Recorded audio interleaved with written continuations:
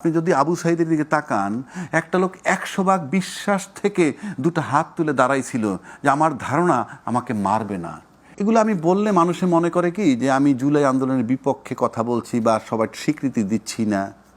আমরা তো দেখেছি গত 15টা বছর বা 13 বছর 12 8-10 বছরে যাবত আন্দোলন করতেছে সবাই।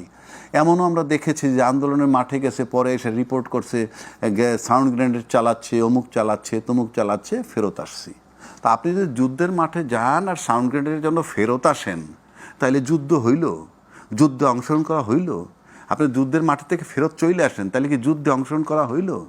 সেটা আপনাকে মানতে হবে, 1 নম্বর। 2 নম্বর হলো প্র্যাকটিক্যালি যারা বুকে তাজা গুলি নিছে। আপনি যদি আবু সাঈদের দিকে তাকান, একটা লোক 100 ভাগ বিশ্বাস থেকে দুটো হাত তুলে দাঁড়াইছিল যে আমার ধারণা আমাকে মারবে না। এটা ছিল দেশের প্রতি তার একটা বিশ্বাস যে আমরা একটা আন্দোলন নামছি কার বিরুদ্ধে? স্বৈরাচার সরকারের বিরুদ্ধে। সুতরাং আমি ঠিক আছে, মারতে চাও মারো। ও নিশ্চিত ছিল ওকে গুলি মারবে না, কিন্তু পাষাণ সরকারের পাষাণ লোকজন মেরে দিছে। এটা কিন্তু কাছের থেকে পাশে বসে তার সহকর্মী দেখছে, আমি দেখি নাই। সুতরাং তাদের কাছে রেজাল্ট আসতেই পারে যে তাদের বিজয় আসতেছে। কেননা 3 তারিখে বহু লোক দেশ ছাড়ছে, যারা ছিল ওই সরকার প্রধানের একান্তই ঘনিষ্ঠ আত্মীয় স্বজন। তারা কিভাবে গেল, তারা কিভাবে জানলো?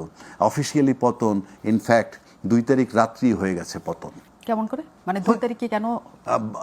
মানে মুভমেন্ট, ভাষা, এগুলোতে বোঝা যাচ্ছে। কারণ 3 তারিখে একটা মিটিং করছে আমাদের সেনাপ্রধান ক্যান্টনমেন্টের সমস্ত অফিসারদের সাথে। সেই মিটিং করার পর থেকেই কিন্তু একটা পরিবর্তন লক্ষ্য করা গেছে। অর্থাৎ সাপোর্ট পায়নি ওই গুলি করার। গুলিটা তো করছে ইনফ্যাক্ট। তো আজকে যে দেশি বিদেশি ষড়যন্ত্রের কথা যেটা নাহিদ বলতেছে, বাংলাদেশের রাজনীতিতে সবসময় মনে হয় একটা বিদেশি গন্ধ আমরা পাই। যেমন এই সরকার পতনের পর কে বলে নাই যে আইএসআই ঘিরে ফেলেছে, আইএসআই বাংলাদেশে প্রবেশ করেছে? বলছে তো। তো তাহলে আইএসআই এর ঘুরল 5ই আগস্টের পর, এর আগে তাহলে কারা ছিল? এই সমস্ত প্রশ্ন আসে। কিন্তু মাঠে কাজটা কিন্তু সেই দেশের লোক করে। মাঠের কাজটা কোনো দেশের ইন্ধন থাকলেও অন্যরা করে না। আপনি একটা জিনিস বুঝতে হবে, কতগুলো লড়াই আমরা করছি। পিটার হাসে দাওয়াত দিয়ে হাঁসের মাংস খাইতে দিয়েছিল, আপনার মনে আছে? মনে আছে। তাহলে ইট ইজ ইনসাল্টিং। তো আপনি গ্লোবাল ভিলেজের একটা মেম্বার, আপনাকে বুঝতে হবে আমরা কিন্তু এলাকায় থাকি, সমাজে থাকি।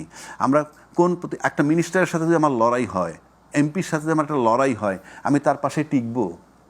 টেকার কথা তো না।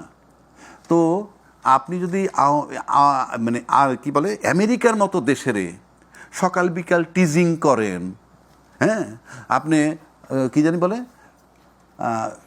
রাষ্ট্রদূত মজিনা, কাজের মেয়ে মজিনা, তারপরে বার্নিকাটের উপরে যে হামলা, এইগুলার পরে যদি কোনো আমেরিকান ষড়যন্ত্র বাংলাদেশে কাজ করে, এটা অপরাধটা আপনি কোথায় দেখবেন? আমি কিন্তু বলছি না তারা করছে। আর নাহিদ ইসলাম যেটা বলতেছে, সে প্র্যাকটিক্যালি মাঠে মাস্টারমাইন্ড ছিল। আপনি জানেন ইন্টারনেট পর্যন্ত বন্ধ করে দেওয়া হয়েছিল, তারপর তাদের সাথে কমিউনিকেট কিভাবে হয়েছে?